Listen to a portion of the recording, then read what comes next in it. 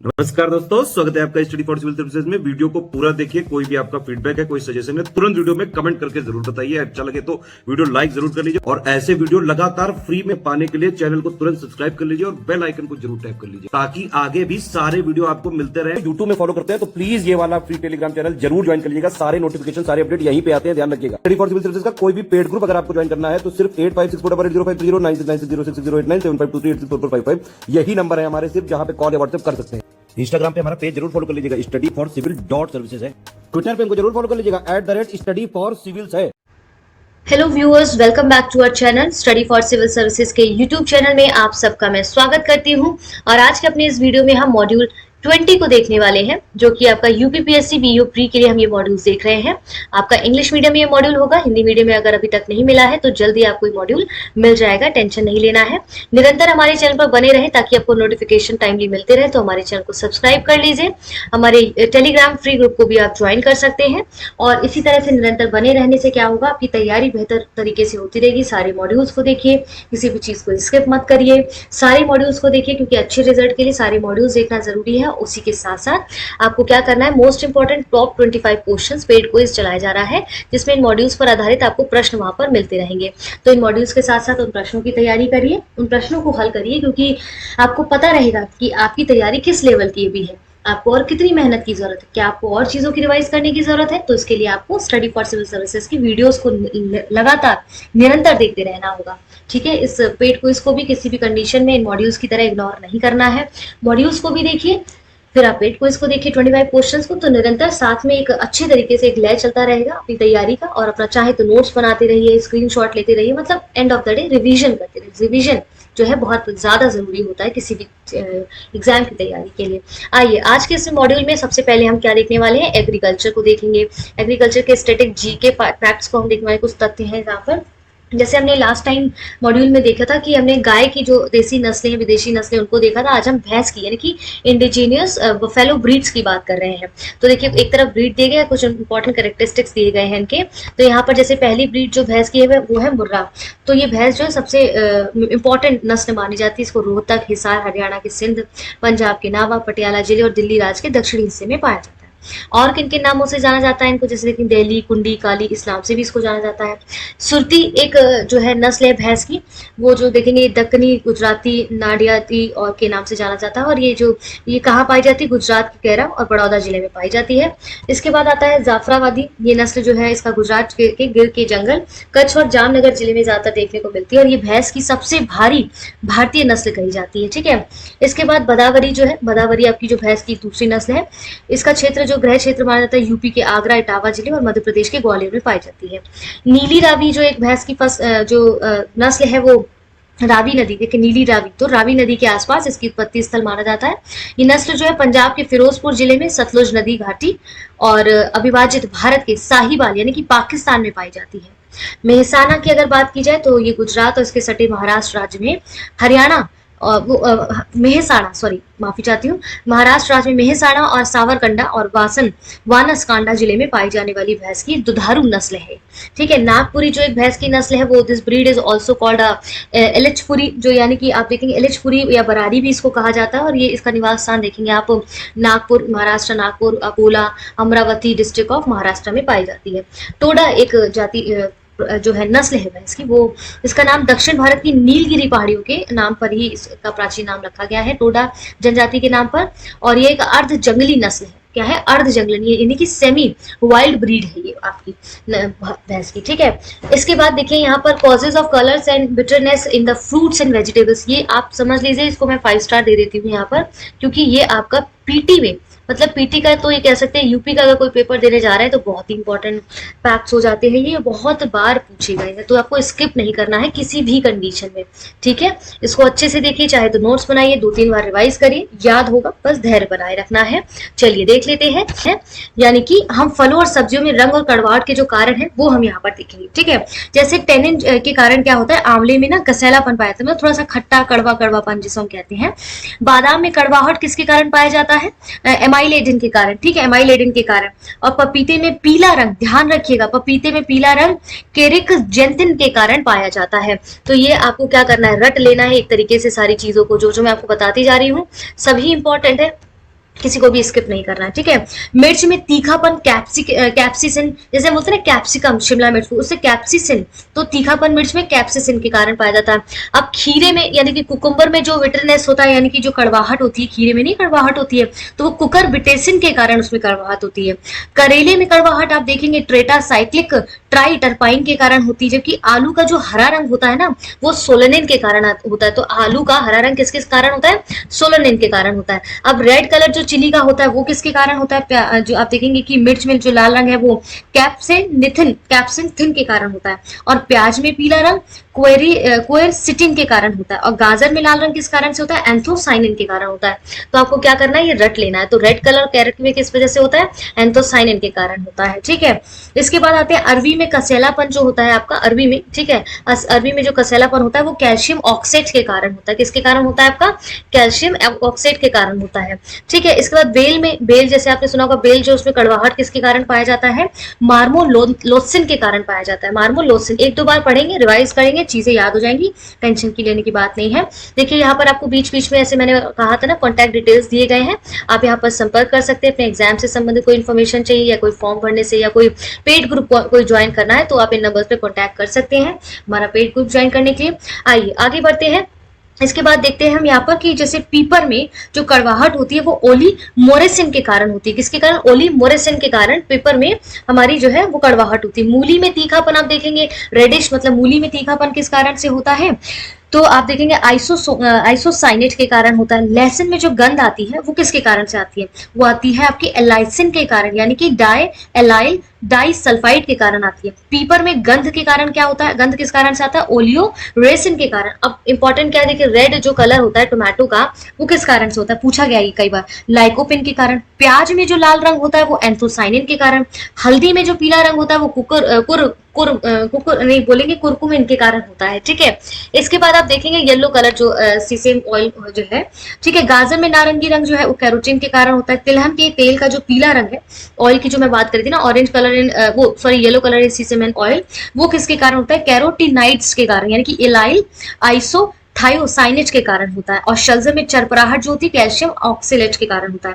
प्याज में जो गंध होता है वो एलाइल प्रोपाइल ट्राइसल्फाइड के कारण होता है। सूरजमुखी के तेल में कसैलापन जो होता है वो ऑक्सीडेशन के कारण। और चने की पत्ती में जो खटास होती है ना वो ऑक्जेलिक अम्ल के कारण होता है, ऑक्जेलिक एसिड के कारण होता है। सोरेन ग्राम लीव्स, ठीक है। तो चने की पत्ती में जो खटासपन होता है वो ऑक्जेलिक एसिड के कारण होता है। सारी चीजें हमने यहाँ पर कवर कर ली हैं। आई होप आपको समझ आ गया होगा। इसको आपको ज्यादा से ज्यादा जो है वो रिवाइज करना है, ठीक है। आपको रिवीजन जितनी बार होगा उतनी बार चीजें जो है अच्छे से अंडरस्टैंड हो जाएंगी, तो आपको रिवाइज करना है चीजों को। आइए अब यहाँ पर आपको कुछ महत्वपूर्ण तथ्य दिए गए हैं वन लाइनर, उनको थोड़ा सा देख लेते हैं यहाँ पर, ठीक है। देखिए इसमें क्या कह रहे हैं, इंपॉर्टेंट क्या चीजें, जैसे जो जिब्रेलिन का कार्य क्या होता है, जिब्रेलिन का क्या कार्य होता है? जो आनुवांशिक रूप से छोटे पौधे होते हैं उनको बड़ा कर देना, यानी कि बॉल्टिंग इफेक्ट्स की बात कर रहा है, तो उनको बड़ा कर देना। जैसे कि हम देखेंगे उदाहरण के तौर पर जैसे अंगूर आदि फलों को बड़ा करने में महत्वपूर्ण योगदान जो है अदा करते हैं। साइटोकाइनेस जो विभाजन होता है वो जीर्णावस्था को रोकने में महत्वपूर्ण भूमिका निभाता है। इथाइलिन आपने सुना होगा कई बार, पहले भी जो हमने मॉड्यूल्स पढ़े थे उसमें भी बताया था। इथाइलिन जो है, इथाइलिन को फल पकाने वाला हार्मोन कहते हैं। तो फल पकाने के लिए किसका उपयोग किया था? इथाइलिन को, ठीक है। इसको इथाइलिन क्या है? फल पकाने वाला हार्मोन कहते हैं। यह एक क्या है? गैसीय रूप में पाया जाने वाला हार्मोन है। और एसिटिलीन और प्रोपाइलिन भी फलों को पकाते, तो इसके अलावा एसिटिलीन और प्रोपाइलिन भी इसको पकाते हैं। क्लियर है? यहाँ तक समझ आ रही है चीजें, ठीक है। अब यहाँ देखिए आपको क्या है कि इथाइलिन का दूसरा महत्वपूर्ण कार्य क्या होता है? पत्तियों, फलों और तने के बीच में जो है विगलन पद का निर्माण कर असमय पत्तियों और फलों को गिरा देना, ठीक है। जैसे आप देखेंगे मार्मलेड नींबू प्रजाति के फलों से तैयार किया जाता है, तो मार्मलेड किसके? नींबू के फलों से तैयार किया जाता है। टमाटर केचप में प्रयुक्त होने वाला जो संरक्षी रसायन है वो क्या होता है? सोडियम बेंजोएट होता है। तो जब भी आप केचप देखें तो उसमें क्या पाया जाता है? सोडियम बेंजोएट जो है संरक्षक रसायन होता है उसको सुरक्षित करने के लिए, ठीक है। इसके बाद देखते हैं जैसे हम यहाँ पर फलों और सब्जियों के प्रसंस्करण उद्योग की जो स्थापना वो 1 जनवरी 1993 को की गई थी, ठीक है। इसके बाद हम देखते हैं यहाँ पर जो स्क्वैश होता है ना आपका, तो फलों के रस से निर्मित जो पेय पदार्थ है उसमें सर्वाधिक लोकप्रिय अधिकता से उपयोग किए जाने वाला जो लिक्विड है, जो आपका पेय जिसको हम कहते हैं जूस है, वो आपका स्क्वैश है, ठीक है। और ब्रिक्स देखेंगे मक्का की पत्तियों के शीर्ष का सफेद होना, और जिंक की कमी से होता है। ये हमने जब पढ़ा था फलों में किस कारण से क्या चीजें होती हैं, किन कमी से, तब उसमें पढ़ा था। और गन्ने के रस में समग्र ठोस पदार्थ के प्रतिशत को ब्रिक्स कहते हैं। सूरजमुखी का जो तेल है वो आप देखेंगे हार्ट पेशेंट्स के लिए काफी अच्छा माना जाता है। ठीक है, सनफ्लावर का जो ऑयल होता है हार्ट पेशेंट्स के लिए काफी अच्छा माना जाता है। इसके बाद हम देखते हैं सिट्रस फलों में लगने वाली हानिकारक विषाणु जनित बीमारी कौन सी है, ट्रिस्टेजा है। ठीक है, ट्रिस्टेजा है। फलों में पैक्टिज की मात्रा ज्ञात करने के लिए जेल मीटर का उपयोग किया जाता है, किसका, जेलोमीटर का उपयोग किया जाता है। लखनऊ क्या है, आप देखेंगे कि लखनऊ जो है, Lucknow is popularly known as the city of garden. That means Lucknow बागों का नगर, किसका नगर कहा जाता है, लखनऊ को बागों के नगर के नाम से जाना जाता है, काफी प्रसिद्ध है। ठीक है, अब यहाँ पर कुछ आपको देखिए नीचे अगर देखेंगे तो इंपॉर्टेंट कुछ एग्रीकल्चर से रिलेटेड, कृषि से संबंधित कुछ ईयर्स दिए गए जो इंपॉर्टेंट है आपके एग्जाम्स के पॉइंट ऑफ व्यू से। आइए उनको इन पर एक बार नजर डाल लेते हैं। जैसे 2004 में आप देखेंगे चावल का अंतर्राष्ट्रीय वर्ष मनाया गया। थीम क्या थी, चावल ही जीवन है, तो राइस इज लाइफ। ठीक है, 2005 में आप देखेंगे पैथेनियम और नीम पेटेंट का वर्ष मनाया गया, जिसमें यूएसए से भारत के लिए इसको लाया गया। ठीक है, टू इंडिया फ्रॉम यूएसए। और 2006 में मरुस्थल और मरुस्थलीकरण का अंतर्राष्ट्रीय वर्ष अनुसंधान और विकास के वर्ष के रूप में मनाया गया। 2007 में अंतर्राष्ट्रीय जल वर्ष, जिसकी थीम थी प्रति बूंद अधिक फल। ठीक है, पर ड्रॉप मोर क्रॉप की बात करते हैं। और नीम का जो वर्ष था 2007 माना गया। और 2008 में आलू का अंतर्राष्ट्रीय वर्ष मनाया गया।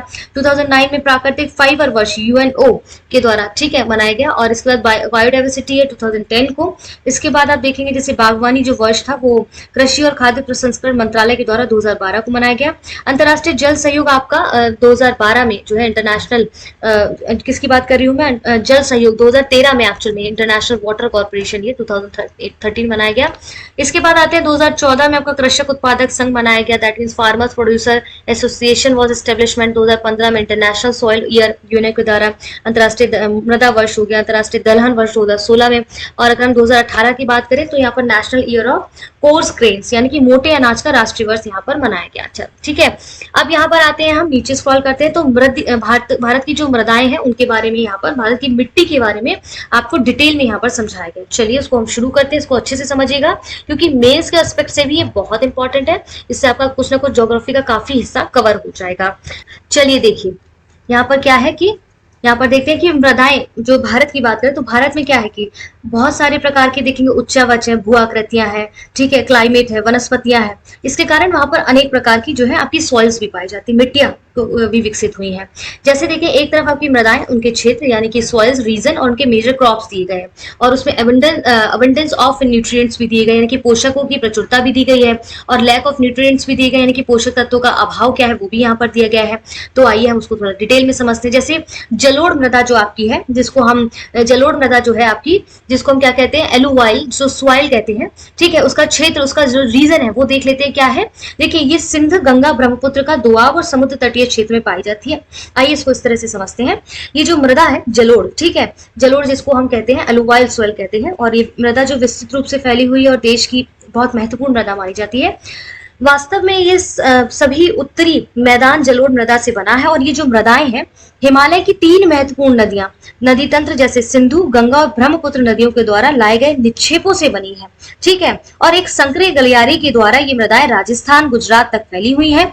पूर्वी तटीय मैदान और विशेषकर महानदी, गोदावरी, कृष्णा और कावेरी नदियों के डेल्टे भी जो है ये जलोढ़ नदियां बनाती हैं, जलोढ़ मृदाएं बनाती है, जलोढ़ मृदाओं में बनाती है। तो जलोढ़ मृदा में रेत, सिल्ट और मृतिका के विभिन्न अनुपात पाए जाते हैं। यही चीज कहा गया ना, किन किन चीजों की प्रचुरता पाई जाती है। जैसे हम नदी के मुहाने से घाटी में ऊपर की ओर जाते हैं तो मृदा के कड़ों का आकार क्या होता है, बढ़ता जाता है, ठीक है। मृदा का आकार क्या, कड़ों का आकार क्या होता है, बढ़ता जाता है।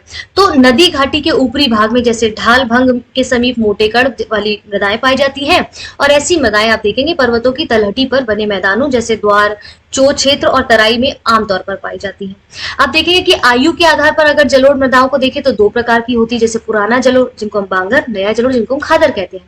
तो बांगर यानी कि पुराने जलोढ़ में कंकर ग्रंथियों की मात्रा ज्यादा होती है, जबकि खादर यानी कि नए जलोढ़ मिट्टी में बांगर मृदा की तुलना में ज्यादा महीन कण पाए जाते हैं। और जलोढ़ जो मिट्टियां होती है याद रखिएगा बहुत उपजाऊ होती है। अधिकतर जलोढ़ मृदाएं पोटाश, फास्फोरस, चूना युक्त होती हैं, ध्यान रखिएगा यही पूछा गया है, जो इनको गन्ने, चावल, गेहूं और अन्य अनाजों और दलहन फसलों की खेती के लिए उपयुक्त बनाती हैं। अधिक उपजाऊपन के कारण जलोढ़ मृदा जो है, जलोढ़ मृदा वाले क्षेत्रों में गहन कृषि की जाती है और यहाँ जनसंख्या घनत्व भी खूब पाया जाता है। सूखे क्षेत्रों की मृदाएं अधिक क्षारीय होती हैं और इन मृदाओं का सही उपचार और सिंचाई करके इनकी पैदावार को भी बढ़ाया जा सकता है। तो आपने एक ही चीज में सब चीज समझ लिया है, यहाँ पर क्या क्या चीजें, इसलिए इतर आप देखिए जलोढ़ मृदा से संबंधित कुछ इंपॉर्टेंट नहीं है, जो यहाँ दिया गया वही मैंने आपको समझाने का पूरी तरह से सरल भाषा में प्रयोग किया है। ठीक है, नेक्स्ट बढ़ते हैं ब्लैक सॉइल, जिसको हम कहते हैं काली मृदा। तो ये किस रीजन में पाई जाती है उससे पहले देखते हैं। ये जो इन मृदाओं का रंग जो है काला होता है और इन्हें रेगर मृदाएं भी कहा जाता है। ठीक है, काली जो मिट्टी है कपास की खेती के लिए बहुत उचित समझी जाती है और काली कपास मृदा के नाम से भी इसको जाना जाता है। ये माना जाता है कि जलवायु और जनक शैलों ने काली मृदा के बनने में बहुत महत्वपूर्ण भूमिका अदा की है, बहुत महत्वपूर्ण योगदान दिया है। तो इस प्रकार की जो मृदाएं आपके दक्कन के पठार, हमने पढ़ाया था दक्कन का पठार था ज्योग्राफी में, तो बेसाल्ट क्षेत्र के उत्तर पश्चिमी भागों में पाई जाती हैं और लावा जनक शैलों से बनी है, जो ज्वालामुखी का लावा होता है ना उससे बनी है। ये मिट्टियां महाराष्ट्र, सौराष्ट्र, मालवा, इसके बाद मध्य प्रदेश और छत्तीसगढ़ के पठार पर पाई जाती है और दक्षिण पूर्वी दिशा में गोदावरी और कृष्णा नदियों की घाटियों तक ये फैली हुई है। काली मिट्टी बहुत महीन कणों और मृत्तिका से बनती है। इसकी नमी धारण करने की जो क्षमता होती है वो बाकी मिट्टियों से बहुत होती है। और इसके अलावा ये जो मिट्टियां हैं वो कैल्शियम कार्बोनेट, मैग्नीशियम, पोटाशियम, चूने जैसे पौष्टिक तत्वों से परिपूर्ण होती है, लेकिन इनमें फास्फोरस की जो मात्रा है वो थोड़ी कम पाई जाती है और गर्म और शुष्क मौसम में इन मिट्टियों में गहरी दरारें पड़ जाती हैं। ठीक है, जिसमें इनसे अच्छी तरह वायु का मिश्रण हो जाता है और गीली होने पर ये मृदाएं जो है चिपचिपी हो जाती हैं और इनको जोतना थोड़ा सा मुश्किल हो जाता है। इसीलिए इसकी जुताई जो है वो मानसून प्रारंभ होने की पहली बौछार से ही शुरू कर दी जाती है। अब इन पोषक तत्वों का इसमें किनका अभाव रहता है? नाइट्रोजन, फास्फोरस, जीवाश्म की कमी रहती है, भी हमने देखा था। जैसे कपास, सोयाबीन, चना, ज्वार, गेहूं, मूंगफली, केला इत्यादि इसमें मेजर इसके मुख्य फसलें हैं। ठीक है, लाल मिट्टी यानी कि रेड सॉइल की बात की जाए तो इनके एरिया को भी देखने के साथ साथ और चीजें समझते हैं। जैसे जो लाल मिट्टी होती है दक्कन पठार के पूर्वी और दक्षिणी हिस्से में रवेदार आग्नेय चट्टानों पर कम वर्षा वाले भागों में विकसित हुई होती है। लाल और पीली मिट्टियां ओडिशा, छत्तीसगढ़, मध्य गंगा मैदान के दक्षिणी छोर पर और पश्चिमी घाट में पहाड़ी पद पर पाई जाती हैं। इन मृदाओं का जो लाल रंग है ना वो रवेदार, आग्नेय और रूपांतरित चट्टानों में लौह धातु के प्रसार के कारण होता है और इनका पीला जो रंग है इनमें जल योजन के कारण होता है। क्लियर है यहाँ तक? तो यहाँ पर वही सब चीजें दी गई है कि कहाँ कहाँ पाई जाती है, जैसे टोबैको हो गया, रागी हो गया, ज्वार, तीसी, कपास, गेहूं, मक्का, ये सब क्या इसकी मेजर क्रॉप्स हैं। अवेंडेंस ऑफ देखेंगे यहाँ पर लोहे की प्रचुरता इसमें बहुत पाई जाती है, लैक ऑफ नाइट्रोजन रहता है, फॉस्फोरस रहता है, बायोमास रहता है, जीवाश्म की इसमें बहुत कमी पाई जाती है। तो पोषक तत्वों की कमी और किन पोषक तत्वों की अधिकता पाई जाती है, प्रचुरता, वो भी हमने देख लिया है। ठीक है, इसके बाद नेक्स्ट हम बढ़ते हैं, अगला क्या है हमारा, वो है हमारी सॉइल, लेटराइट सॉइल है। ठीक है, लेटराइट मिट्टी है। लेटराइट जो शब्द है ना एक्चुअली ग्रीक भाषा के शब्द लेटर से बना लिया गया है, जिसका मतलब होता है ईट, यानी कि लेटराइट मिट्टी का यानी कि लेटराइट मृदा का जो निर्माण है वो उष्णकटिबंधीय और उपोष्णकटिबंधीय जलवायु क्षेत्रों में आर्द्र और शुष्क ऋतुओं के एक के बाद एक आने के कारण होता है और यही भारी वर्षा से अत्यधिक जो है लीचिंग का परिणाम होता है, यानी कि निछालन का परिणाम होता है। तो लेटराइट मृदा अधिकतर आप देखेंगे गहरी और अम्लीय होती है। इसमें सामान्यतः पौधे के जो पोषक तत्व है इसमें काफी कमी पाई जाती है। ये अधिकतर आपके दक्षिण राज्यों में आप देखेंगे। ठीक है, दक्षिण राज्यों में आप देखेंगे, दक्षिण राज्यों जैसे कर्नाटक, केरल, तमिलनाडु हो गया, ठीक है, ये सब हो गया दक्षिण राज्यों में, और महाराष्ट्र के पश्चिमी घाट क्षेत्रों, उड़ीसा, पश्चिम बंगाल के कुछ भागों में, उत्तरी पूर्वी प्रदेश में पाई जाती है। जहां इस मिट्टी में पर्णपाती और सदाबहार वन मिलते हैं वहां इसमें ह्यूमस पर्याप्त रूप से पाया जाता है, लेकिन विरल वनस्पति और अर्ध शुष्क पर्यावरण में इसमें ह्यूमस की मात्रा कम पाई जाती है। और जिस कारण आप देखेंगे मृदा संरक्षण की उचित तकनीक अपनाकर इन मृदाओं पर कर्नाटक, केरल, तमिलनाडु में चाय, कॉफी उगाई जाती है। ठीक है, चाय, कॉफी, रबर, सिनकोना, काजू की जो यहाँ पर चीजें हैं वो सब इसमें उगाया जाता है। ठीक है, अब इसमें किस चीज की प्रचुरता पाई जाती है, जैसे आप देखेंगे लोहा, एल्यूमिनियम की प्रचुरता पाई जाती है। किन पोषक तत्वों की कमी पाई जाती है? नाइट्रोजन, फास्फोरस, पोटाश और जो है आपका चूने की कमी पाई जाती है। ठीक है, ये चूने की कमी इत्यादि आपकी पाई जाती है। अगली मिट्टी क्या है आपकी? डेजर्ट, जो मरुस्थलीय मृदा है, डेजर्ट सॉइल है, उसके बारे में देखते हैं कहाँ कहाँ पाई जाती है। पहले ये देख लीजिए, इन मृदाओं का जो रंग है वो लाल और भूरा होता है और कहते हैं कि ये जो मृदाएं हैं आमतौर पर रेतीली और लवड़ियां होती हैं। कुछ क्षेत्रों में नमक की मात्रा इतनी अधिक है कि झीलों से जल वाष्पीकृत करके खाने का नमक भी बनाया जाता है। ठीक है, इन मृदाओं की सतह के नीचे कैल्शियम की मात्रा बढ़ती चली जाती है और नीचे की परतों में चूने के कंकर की सतह पाई जाती है और इस कारण इस मृदा में जल अंतर मतलब कि इन्फिल्ट्रेशन जो होता है, जल अंतर संयंत्रण जिसको बोलते हैं, अवरुद्ध हो जाता है और इस मृदा को सही तरीके से सिंचित करके कृषि योग्य बनाया जा सकता है, जैसे कि पश्चिमी राजस्थान में हो रहा है वैसे ही सेम। ठीक है, बाजरा, ज्वार, मोटा अनाज, जौ, सरसों इत्यादि जो है इसमें इसके मेजर क्रॉप्स है। इसमें कौन कौन से पोषक तत्व पाए जाते हैं? लवण और फास्फोरस की प्रचुरता बहुत पाई जाती है।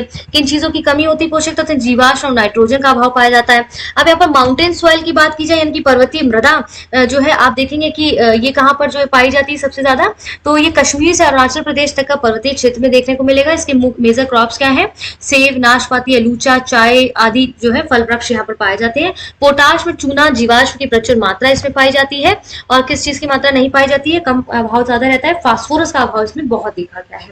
तो यहाँ पर आपने क्या किया है, सारा किसको, एग्रीकल्चर के हिस्से को हमने यहाँ पर ज्यादा से ज्यादा कवर किया, जिसमें ज्योग्राफी का भी काफी हिस्सा आपका मृदा वाला कवर हो गया है। तो आप जब वो पढ़ेंगे तो इसको रिवाइज कर लीजिएगा एक बार।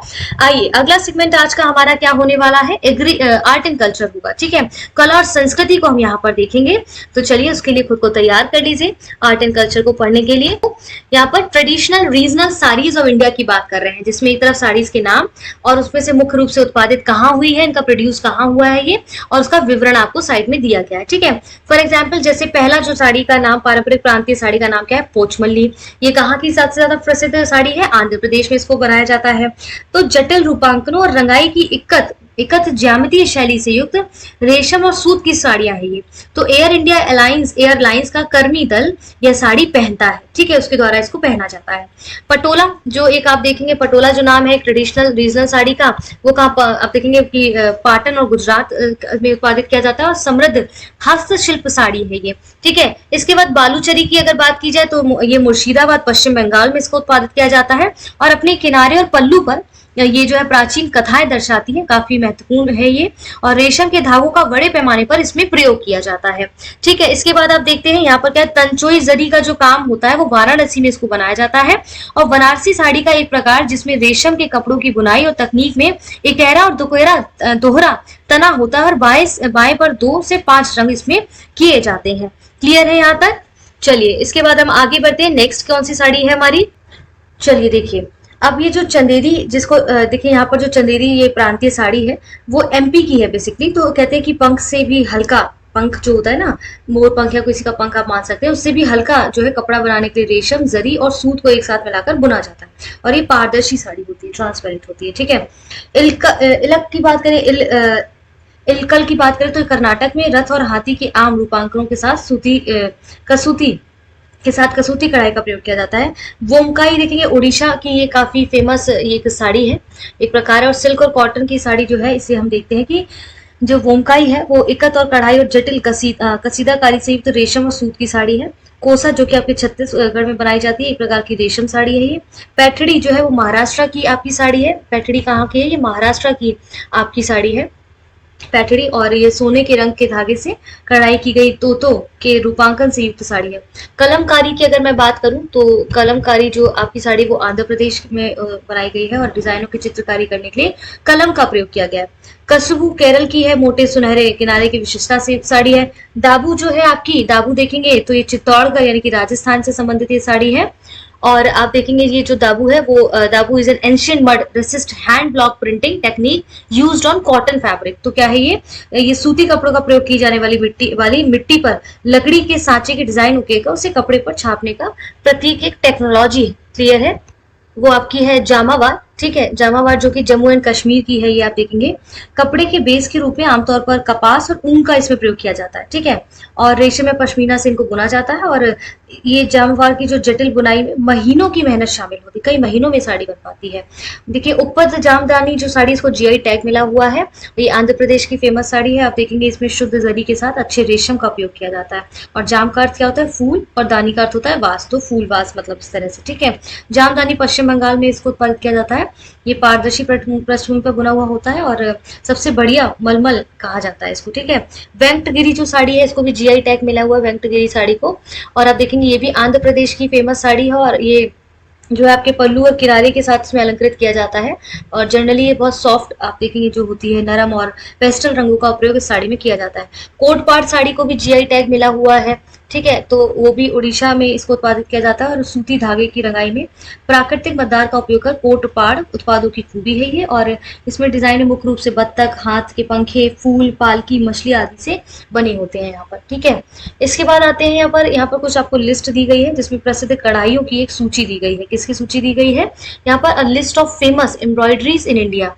तो एम्ब्रॉयडरीज की यहाँ पर सूची आपको लिस्ट दी गई है, जिसमें एक तरफ आपको यहाँ पर एम्ब्रॉयडरीज के नाम दिए गए हैं और मुख्य रूप से उत्पादित कहाँ पर की जाती है और यहाँ पर उनका वर्णन दिया गया है। इस साइड में उनका क्या दिया गया है? विवरण दिया गया है, ठीक है। जैसे देखेंगे चिकनकारी, भाई लखनऊ में बहुत फेमस है ये। और सबसे पहले इसमें कपड़े पर पैटर्न को ब्लॉक छपाई द्वारा बनाया जाता है और ये सब चीजें हैं। और उसके बाद टुकड़ाई को छपाई के निशान हटाने के लिए धोया जाता है। कांथा देखेंगे, ये पश्चिम बंगाल और उड़ीसा में उत्पादित की जाने वाली कढ़ाई है। और फुलकारी ये पंजाब में बहुत फेमस है। पुष्पीय रूपांकनों की कढ़ाई, जिसमें हल्के रंग के कपड़े पर चमकीले रंग का वैषम्य निर्मित किया जाता है। कढ़ाई में टाके कपड़े के विपरीत पक्ष पर लगाए जाते, तो ऑपोजिट टाके इसमें लगाए जाते कुछ इस प्रकार से। बाग देखेंगे, ये पंजाब की बहुत फेमस कढ़ाई है और इट इज सिमिलर, देखेंगे ये जो फुलकारी के समान ही होती है ये। और it is similar to Phulkari but has embroidery work throughout the whole surface of the fabric, ठीक है। इसके बाद देखें जरदोजी, जो है आपकी यूपी में बहुत फेमस कढ़ाई, हमने कई बार पढ़ा है।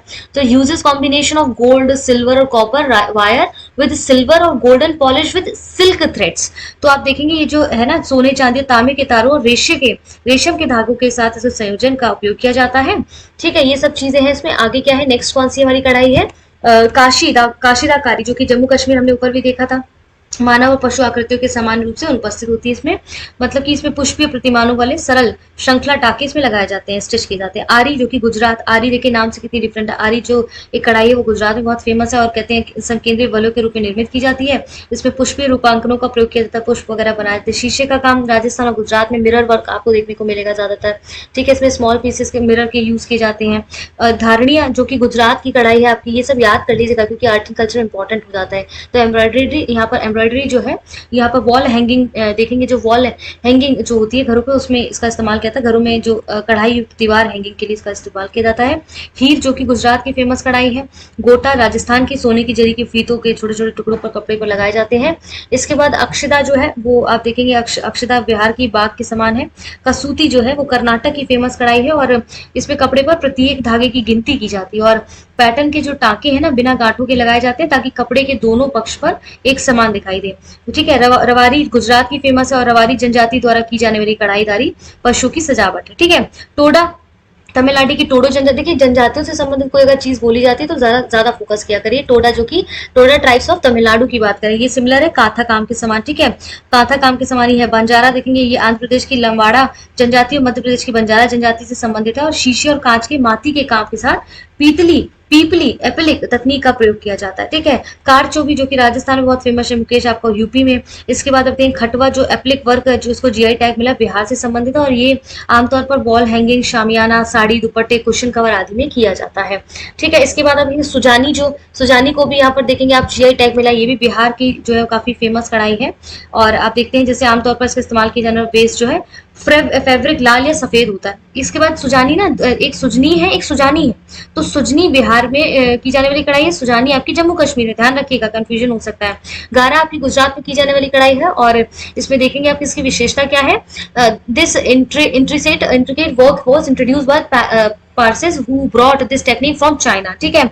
डोंगरिया स्कार्फ, कपाड़ा गंदा जो है वो उड़ीसा की बहुत फेमस है और ये उड़ीसा की बहुत फेमस कढ़ाई है। और देखते हैं महिलाएं एक स्कार्फ बुनती है जो कपाड़ गंधा कहलाता है, ठीक है। किम ख्वाब की बात अगर मैं करूं तो यहाँ पर जो है किम ख्वाब जो है वाराणसी यूपी की बहुत फेमस कढ़ाई, एक प्रकार का ये भारी ब्रोकेड हम कह सकते हैं कि है, जो रेशम और सोने के धागों से बुना जाता है। तो सोने के धागों को कला बट्टू कहा जाता है बेसिकली। क्लियर हो गया है यहाँ तक सारी चीजें?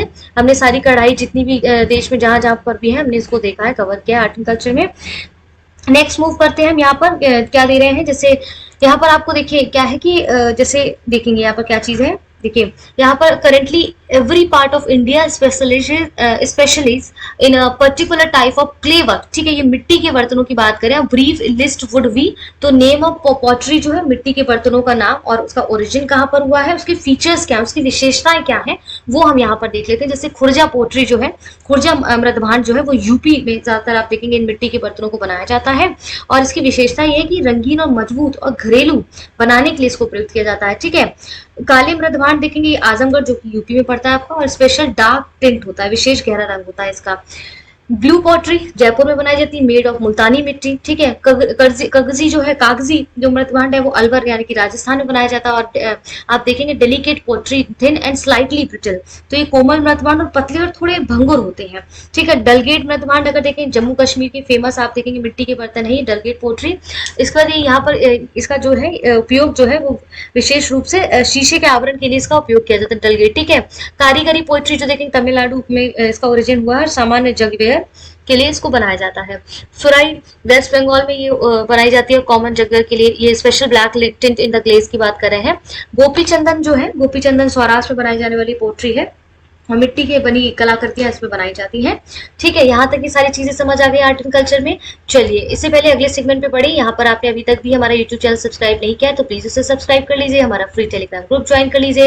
यहाँ पर आपको कॉल डिटेल्स दी गई हैं, उन पर आप संपर्क कर सकते हैं। किसी कोर्स में एडमिशन लेना चाहें या एग्जाम से संबंधित कोई इन्फॉर्मेशन है तो आप डायरेक्ट यहाँ पर कॉन्टैक्ट कर सकते हैं विदाउट एनी हेजिटेशन। ठीक है, आइए चलिए अगला नेक्स्ट मूव करते हैं। आज हम यूपी का जीके पढ़ने वाले, स्टैटिक जीके पढ़ेंगे, जैसा कि हम और मॉड्यूल्स में भी पढ़ चुके हैं। यहाँ facts related to the climate of UP की बात करें तो सबसे पहले हम क्लाइमेट को यानी कि जलवायु के, यूपी के जलवायु को समझेंगे, पढ़ेंगे। ये पीटी ही नहीं बल्कि मेंस के एस्पेक्ट से भी काफी इंपॉर्टेंट हो जाएगा आपके लिए।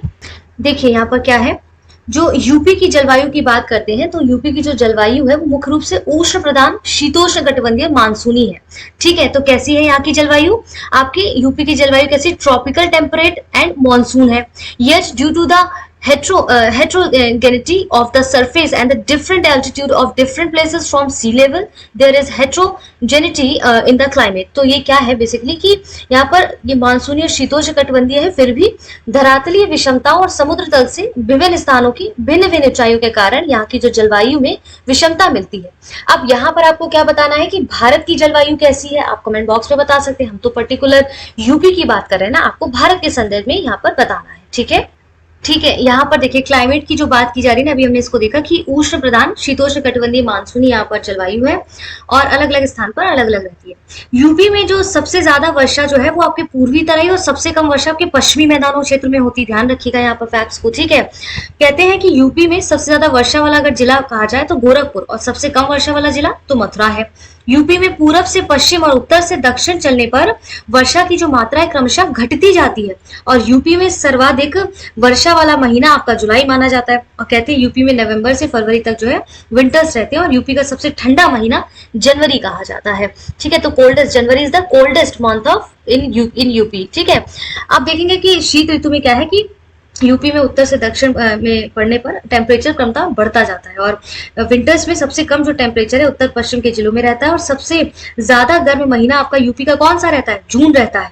जबकि आप देखेंगे ग्रीष्म ऋतु में उत्तर प्रदेश के उत्तरी भाग से दक्षिणी भाग और पूर्वी भाग से पश्चिमी भाग की ओर बढ़ने पर टेम्परेचर क्रमशः बढ़ता है, और वही आपका समर्स में सबसे ज्यादा टेम्परेचर आगरा के साथ साथ बुंदेलखंड क्षेत्र का भी रहता है, तो याद रखिएगा ये। ठीक है, इसके बाद यहाँ पर आप देखेंगे जैसे यहाँ पर और फैक्ट्स क्या दिए गए हैं, बताते हैं कि जैसे सहारनपुर हो गया, शामली हो गया, ये आपकी क्या है, देखिए ये सहारनपुर, शामली, गाजियाबाद, गौतम बुद्ध नगर, बागपत, अलीगढ़, मथुरा, आगरा, ये सब क्या है? आर्द्र शुष्क उपोष्ण जलवायु प्रदेश के अंतर्गत आते हैं।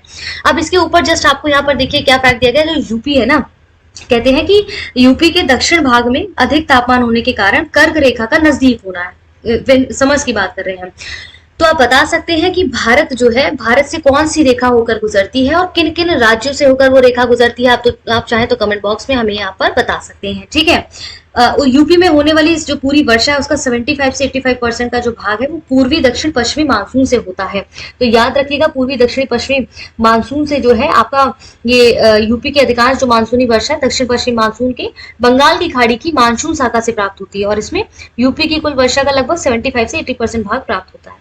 प्रदेश में विंटर्स में तापमान दक्षिण से उत्तर की ओर कम होता जाता है। ठीक है, अब वर्षा ऋतु की यहाँ पर बात की गई तो औसत अधिकतम और न्यूनतम तापमान 32 से 25 डिग्री सेल्सियस रहता है। वर्षा के आधार पर देखेंगे जलवायु के वर्गीकरण को यहाँ पर दो भागों में बांटा जाता है। जैसे आर्द्र एवं उष्ण क्षेत्र, इसमें तराई क्षेत्र और पूर्वी उत्तरी प्रदेश है जिसमें 120 सेंटीमीटर से 100 सेंटीमीटर समथिंग ऐसी वर्षा होती है।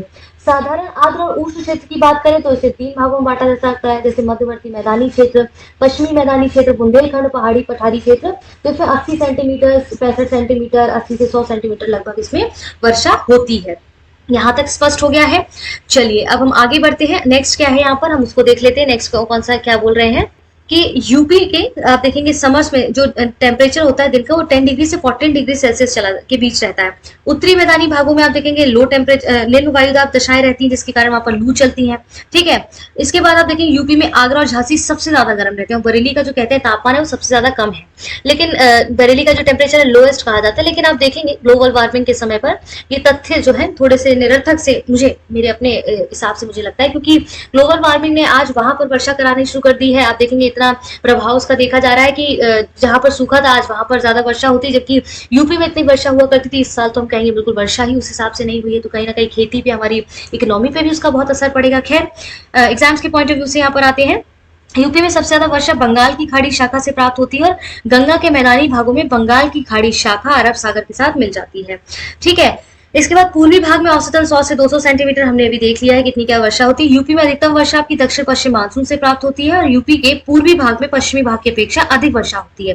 तो ईस्टर्न पार्ट में आपके यूपी की ज्यादा वर्षा होती है वेस्टर्न पार्ट के कंपैरिजन में। ठीक है, इसके बाद हम यहाँ पर देखते हैं क्या कहा जा रहा है कि उत्तरी सहारनपुर, महाराजगंज, ठीक है, कुशीनगर, बलरामपुर आदि इसमें शामिल है। और यूपी में सबसे ज्यादा वर्षा जो है गोरखपुर क्षेत्र में होती है। तो सबसे ज्यादा इन आंकड़ों के अनुसार गोरखपुर में सबसे ज्यादा वर्षा होती है। अब मॉडरेट रेनफॉल एरिया के देखिए, यूपी के तो कम वर्षा वाले जो क्षेत्र हैं जैसे इसमें 50 से 100 सेंटीमीटर के साथ वर्षा प्राप्त करती है, जिसमें हमने देखा था कि आप पश्चिमी मैदानी क्षेत्र की जहां बात करते हैं तो पश्चिमी उत्तर प्रदेश इसमें शामिल है, जैसे मथुरा, अलीगढ़, गौतम बुद्ध नगर, गाजियाबाद जिलों में बहुत कम वर्षा होती है। और प्रदेश में सबसे कम वर्षा आप देखेंगे तो मथुरा में ही होती है। ध्यान रखिएगा, वहां पर गर्मी सबसे ज्यादा, गर्मी भी देखेंगे सबसे ज्यादा और मथुरा में वर्षा भी सबसे कम है। ठीक है, आपका लोएस्ट रेनफॉल की यहाँ पर जो बात की जा रही थी। इसके बाद हम यहाँ पर नीचे आते हैं। यहाँ पर देखिए यूपी, अभी हमने इंडिया के पूरे एस्पेक्ट में पढ़ा था मृदा के बारे में, सॉइल के बारे में।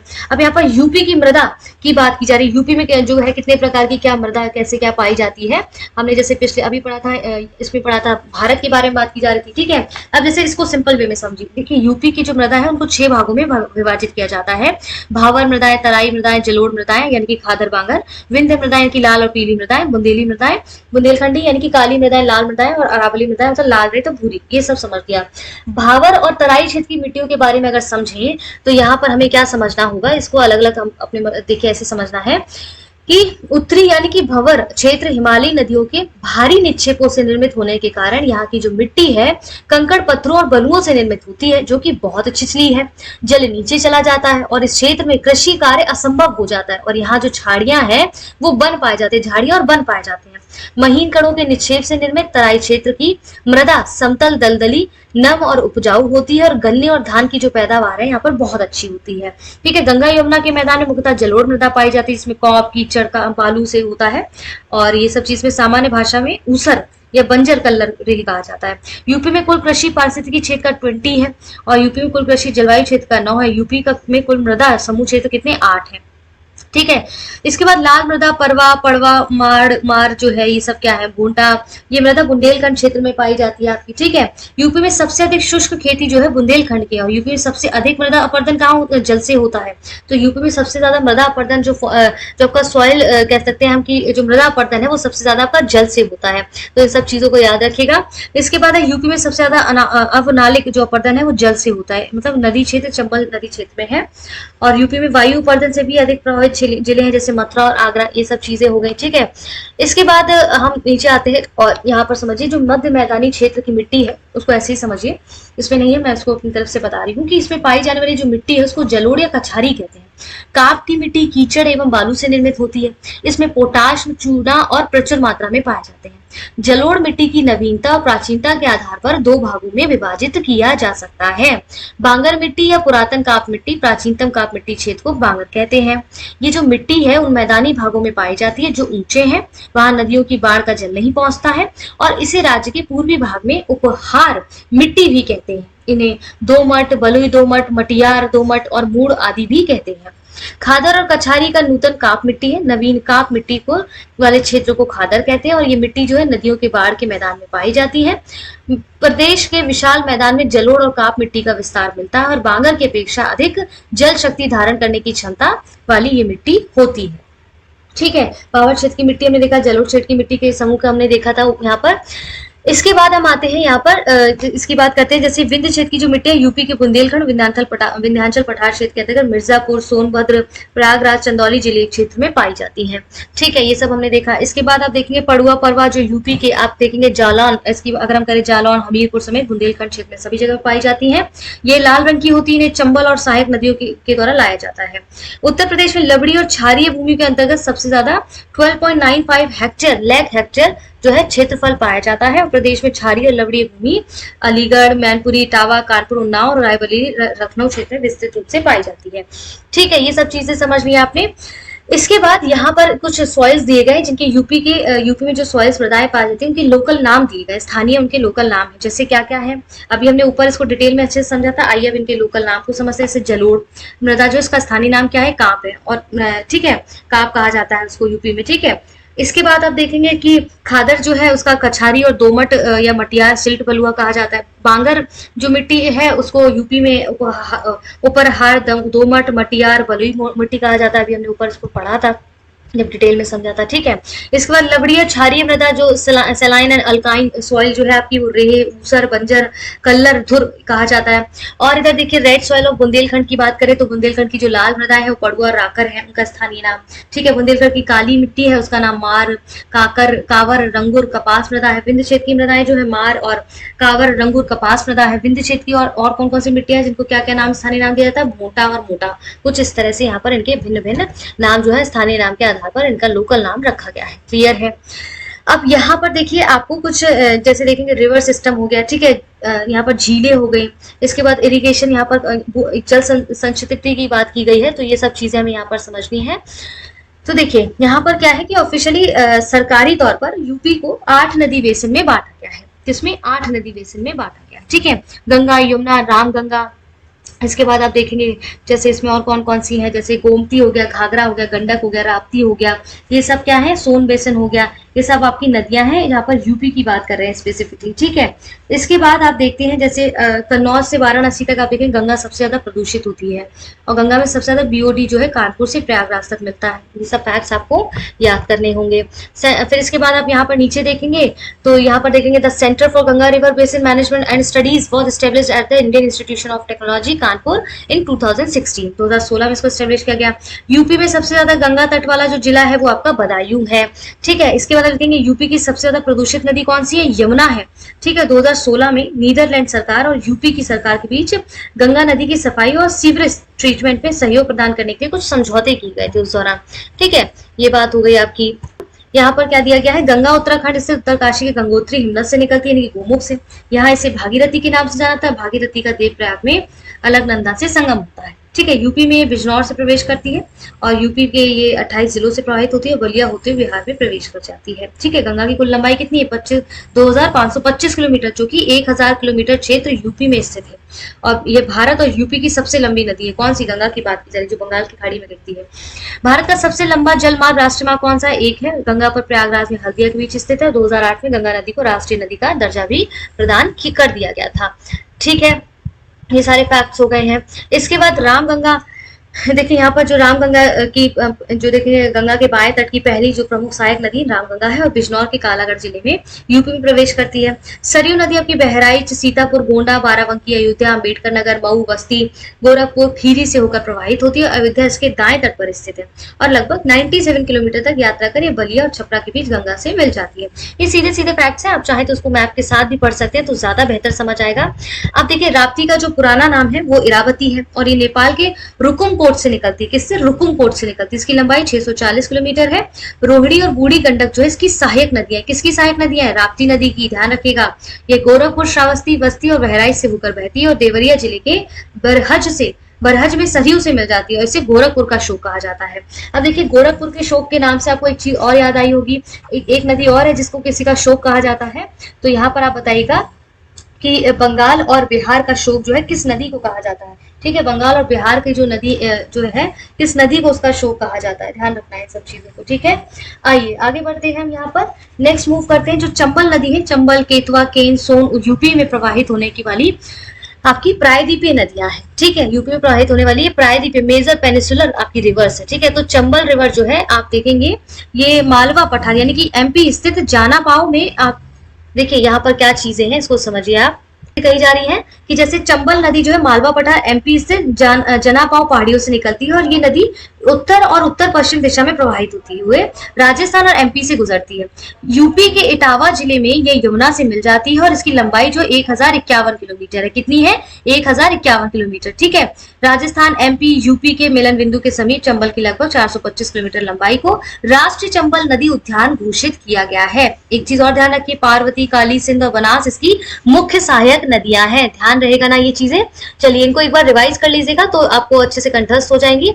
एक दो बार इनको पढ़ लीजिएगा तो चीजें अपने आप याद हो जाएंगी। ज्यादा उसमें इतना हौच पौच करने की, घबराने की जरूरत नहीं है, धीरे धीरे समझ आ जाएंगी। ठीक है, यूपी के कुछ जल प्रपात है, वाटरफॉल्स है जिनको हमें यहाँ पर देखना है।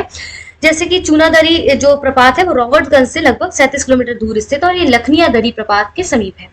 ठीक है, अब जैसे ये बेलन नदी पर स्थित है और इसके बाद राजदरी और देवदरी प्रपात जो चंदौली जिले के चकिया क्षेत्र अंतर्गत चंद्रप्रभा वन्यजीव अभ्यारण्य में स्थित है। कहां पर? चंद्रप्रभा वन्यजीव अभ्यारण्य। तो कैसे पता चला? यूपी में अब आपका चंद्रप्रभा वाइल्ड लाइफ सेंचुरी है, तो इसके साथ साथ आपको ये चीज भी यहाँ पर पता चल गई है। ठीक है, इसके बाद देखिए जैसे आप यहाँ पर क्या लिखा हुआ है, लखनिया जो प्रपात चुनार से 30 किलोमीटर दूर स्थित है और मुखा प्रपात जो है सोनभद्र जिले में बेलन नदी पर स्थित है। क्लियर है। अब यूपी के कुछ सिंचाई से संबंधित कुछ आपको यहाँ पर अपडेट्स दिए गए हैं। ठीक है, यूपी से संबंधित आइए हम यहाँ पर देख लेते हैं कि इरिगेशन अपडेट्स क्या है। जैसे 2018 में बाढ़ सागर नहर परियोजना का समापन किया गया था। 2019 में 1910 में जो पुराने लहचुरा बांध के डाउन स्ट्रीम में न्यू लहचुरा बांध का निर्माण किया गया, जो 1910 में था उसको न्यू कन्वर्ट किया गया 2019 में। 2021 की यदि मैं बात करूं तो सरयू नहर राष्ट्रीय परियोजना का समापन, अर्जुन सहायक राष्ट्रीय परियोजना का समापन, भवानी बांध परियोजना का समापन और 3.42 मेगावाट का दूसरा कैनॉल टॉप सोलर प्लांट चालू किया गया था 2022 यानी कि लेटेस्ट की बात करें। यदि आपको यहाँ पर कोई इन्फॉर्मेशन पता है तो कमेंट बॉक्स में बताइएगा। यूपी जो है यूपी पुरस्कार की सर्वश्रेष्ठ राज्य श्रेणी यूपी के प्रथम पुरस्कार दिया। राष्ट्रीय जल पुरस्कार की सबसे सर्वश्रेष्ठ राज्य श्रेणी में यूपी को प्रथम पुरस्कार मिला हुआ है। ठीक है, यूपी को प्रथम पुरस्कार। देखिए ठीक है, इसके बाद बेतवा नदी के पार स्थित देखिए दुखवा बांध को सिंचाई और जल निकासी पर अंतर्राष्ट्रीय आयोग द्वारा विश्व विरासत सिंचाई संरचनाओं में शामिल किया गया है। ये तो रही आपकी सारी चीजें जो करंट अपडेट डाटा आपका है। इसके बाद यहाँ पर देखते हैं जैसे सिंचाई और बहुउद्देशीय जो परियोजनाएं होती है ना, मल्टीपर्पज जो प्रोजेक्ट है इरिगेशन के, वो क्या क्या है, कहाँ कहाँ पर है। तो देखेंगे कि जैसे यूपी का जो नहर सिंचाई में देश में प्रथम स्थान है, तो यूपी जो है अपने नहर सिंचाई के लिए देश में प्रथम स्थान रखता है। और यूपी की अगर बात करें तो पश्चिमी भागों में नहरों का घनत्व तो ज्यादा है, ठीक है, बाकियों के कंपैरिजन में। इसके बाद इसमें और नीचे देखते हैं कि यूपी की कुल शुद्ध सिंचाई में नलकूप सिंचाई कितनी की जाती है, 70.8%। यूपी में कुल शुद्ध सिंचाई में नहर सिंचाई कितनी की जाती है, 17.2%। कुएं से सिंचाई आपकी देखें 2015-16 के अनुसार 10.2%। इसके बाद आप देखते हैं कि यूपी में तालाब, झील, पोखर से 2015-16 के आंकड़ों के अनुसार 1.3% सिंचाई की जाती है और लगभग 78% सिंचाई जो है लघु सिंचाई साधनों से, निजी लघु सिंचाई साधनों से यूपी में की जाती है। यूपी में तालाबों और पोखरों की जो सिंचाई का सर्वाधिक प्रचलन है बुंदेलखंड क्षेत्र में।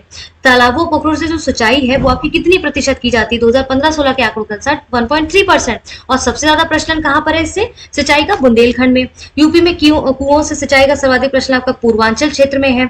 नलकूपों से सिंचाई आप देखेंगे 1930 में मेरठ में शुरू हुई थी और सबसे बड़ा नलकूप आपका जो है साधन है यहाँ पर यूपी में। ठीक है, पहला कार्यकाल आप कार्यालय देखेंगे 1823 में सहारनपुर में खोला गया था सिंचाई के लिए यूपी में। इसका सबसे पुरानी नहर आपकी पूर्वी यमुना नहर है। ठीक है, ये सब फैक्ट्स आपको याद रखने हैं। सबसे पूर्वी आपकी बुंदेलखंड रीजन या जो यहाँ पर बात की जा रही है, सबसे पुरानी आपकी जो देखिए सबसे जो शारदा नहर है वो यूपी की सबसे बड़ी नहर मानी जाती है। इसका निर्माण 1928 में हुआ। ठीक है, और ये ऊपरी गंगा नहर जो यूपी की नहर है और ये नहर गंगा नदी के दाहिने किनारे से हरिद्वार के समीप से निकाली गई है। ठीक है, सहारनपुर, मुजफ्फरनगर, मेरठ, गाजियाबाद, बुलंदशहर, अलीगढ़, एटा, मथुरा, फिरोजाबाद, मैनपुरी, आगरा आदि ऊपरी गंगा नहर से लाभान्वित होती हैं। क्लियर है यहाँ तक? ठीक है, ये सब चीजें हैं। और यहाँ पर ऊपरी गंगा की जो बात की जा रही थी वो यहाँ पर आपका है शारदा कनल जो भी बताया गया था। शारदा नहर जो है वो सबसे बड़े नहर प्रणाली है आपकी यूपी की। इसके बाद lower Ganga canal was constructed in 1878. This canal originated from Ganga at Narora in Bulandshahr district, Aligarh, Etawah, Firozabad, Mainpuri, Farrukhabad, Etawah, Kanpur Dehat, Kanpur Nagar, Fatehpur, Prayagraj district get irrigation through this canal. ठीक है, तो ये सब चीजें जो है निचली गंगा नहर के निर्माण जो 1878 में होता है उसके द्वारा इन सबको जो है सिंचाई की सुविधा प्राप्त होती है. इन सबको यहाँ पर जो मैंने अभी आपको इलोबरेट किया है. क्लियर है यहाँ तक? चलिए आगे बढ़ते हैं हम. जैसे यूपी में क्या है, जो नहरों की सर्वाधिक जो विस्तार है पश्चिमी यूपी में आपको देखने को मिलता है. सर्वाधिक नहर जो सिंचित क्षेत्र है पश्चिमी यूपी में है, और इसमें देखेंगे जैसे यूपी, हरियाणा, हिमाचल, दिल्ली, राजस्थान का संयुक्त बैराज हथनी कुंड बैराज है यहाँ पर. ठीक है, शारदा यानी कि काली नदी से वनवासा से निकलने के वाला जो शारदा नहर से सिंचित यूपी और उत्तराखंड में होती है. ओके, इसके बाद हम बढ़ते हैं नेक्स्ट. यहाँ पर यूपी में छोटे किसानों के लिए निःशुल्क बोरिंग परियोजना 1985 में कुछ शुरू की गई थी, बोरिंग परियोजना जो है. ठीक है, ये सब चीजें हैं. इसके बाद यहाँ पर देखें मेरठ, बागपत, गाजियाबाद, बुलंदशहर, इन सब में सिंचित शुद्ध बोए क्षेत्र के लिए 100%, और सोनभद्र में शुद्ध सिंचित क्षेत्र बोए गए क्षेत्र का क्रमशः 25 से 32.2% है.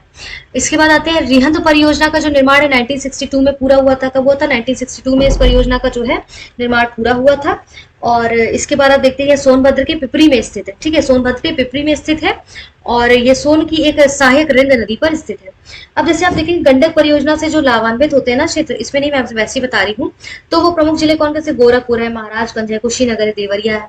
ठीक है, प्रमुख कुछ नदी घाटी परियोजना जैसे रामगंगा नदी घाटी परियोजना, ये यूपी के बिजनौर जिले के निकट कालागढ़ उत्तराखंड में स्थित है. ठीक है, राजघाट बांध परियोजना ये यूपी और एमपी की संयुक्त परियोजना बेतवा नदी पर बनी है. गोविंद वल्लभ पंत सागर पिपरी ये सोनभद्र में है. गंडक परियोजना आपकी यूपी और बिहार, नेपाल भी सम्मिलित है इसमें. तो ये सब चीजें याद रखनी है आपको. ठीक है, इसके बाद अन्य प्रमुख बांध यूपी के जैसे कनहर हो गया, सोनभद्र में कनहर नदी पर है. गढ़वा जो कि चित्रकूट में है. मुंशाखंड जो कि चंदौली में करुणाशा नदी पर है. चंद्रप्रभा आपके चकिया चंदौली में चंद्रप्रभा नदी पर है. ठीक है, इसके बाद सलारपुर जो है महोबा में कतरिया नदी पर है.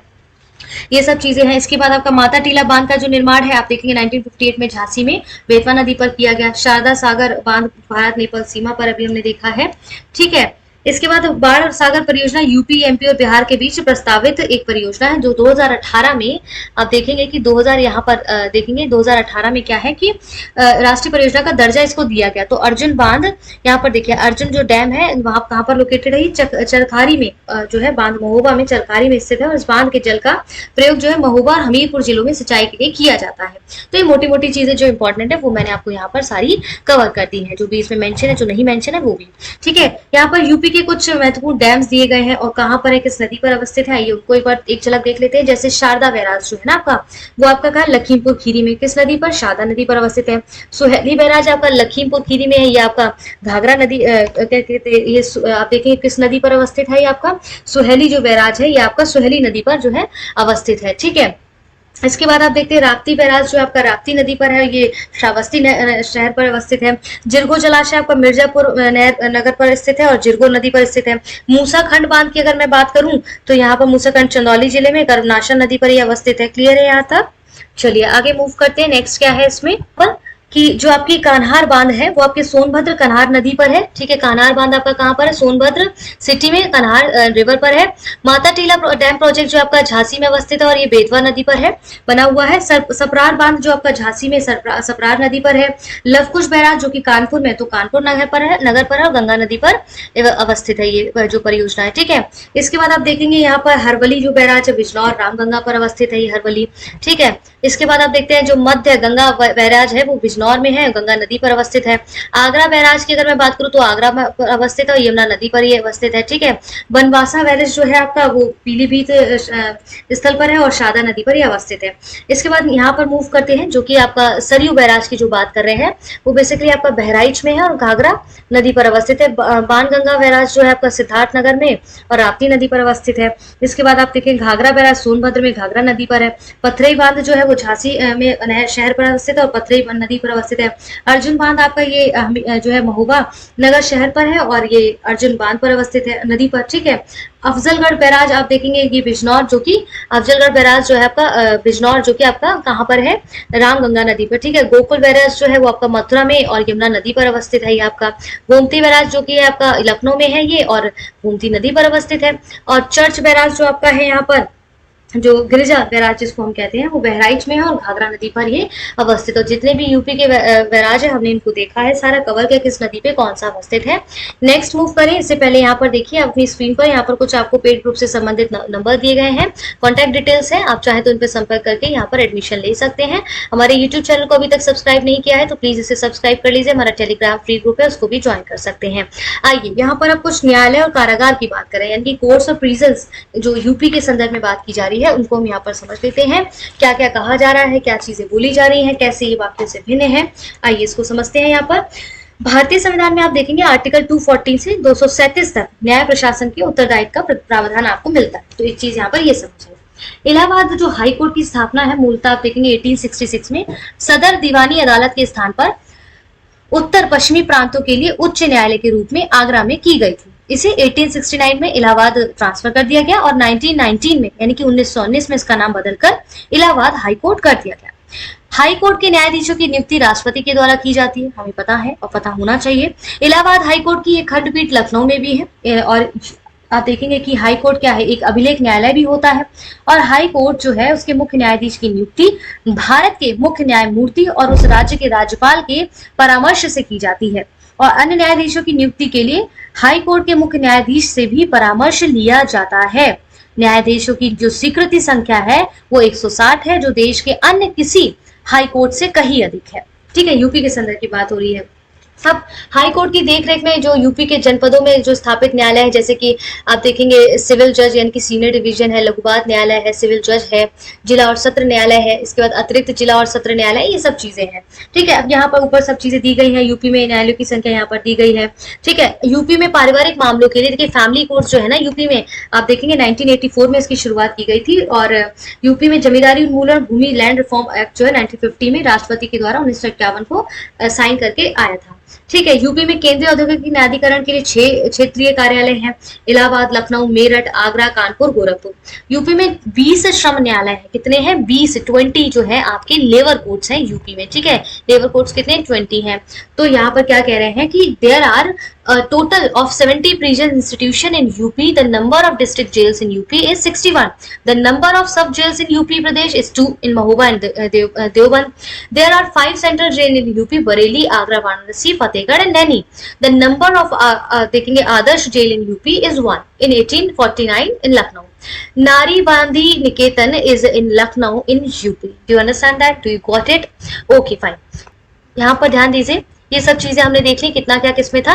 इसके बाद किशोरी सदन, जो किशोर आपका यूपी में किशोर सदन है, अल्पसंख्यक कारागार जिसको हम माइनर प्रिजन कहते हैं, यूपी में बरेली में बेसिकली आपका है। इसके बाद संपूर्णानंद कारागार प्रशिक्षण जो संस्थान है वो लखनऊ में 1940 में स्टेब्लिश किया गया था। The first central prison of UP in Agra since 1844। The judicial research and technical training centre of located in Lucknow कब किया गया था स्टेब्लिश 1986 में। यहाँ तक स्पष्ट हो रही है चीजें। चलिए देखिए, इसी के साथ आज का ये वीडियो जो है यहाँ पर समाप्त हो रहा है। आप यहाँ पर फिर से नंबर्स दिए गए हैं और हमारे यूट्यूब चैनल को सब्सक्राइब कर लीजिए, बिल्कुल फ्री है आपके लिए वीडियोस। अपने वीडियोस को ज्यादा से ज्यादा लोगों के साथ शेयर करिए, दोस्तों के साथ शेयर करिए, निरंतर हमारे चैनल पर बने रहें। इसी तरह से सारे मॉड्यूल्स को प्रॉपर देखिए बिना स्किप किए। ठीक है, सारे मॉड्यूल्स एक दूसरे से कनेक्टेड है, चाहे तो नोट्स बना लीजिए, कोई चीज समझ नहीं आती तो कामली आप उसको धैर्य के साथ हमसे कमेंट बॉक्स में पूछ सकते हैं। अपना ध्यान रखिए, अपनों का ध्यान रखिए। ठीक है, और इसी के साथ निरंतर पढ़ाई करते रहिए ताकि पढ़ाई में कोई भी ब्रेक नहीं होना चाहिए। निरंतर पढ़ते रहिए, एग्जाम फॉर्म जब भी आए फिल करिए और जो एग्जाम के लिए लगे रहिए निरंतर। इसी के साथ जय हिंद, जय भारत।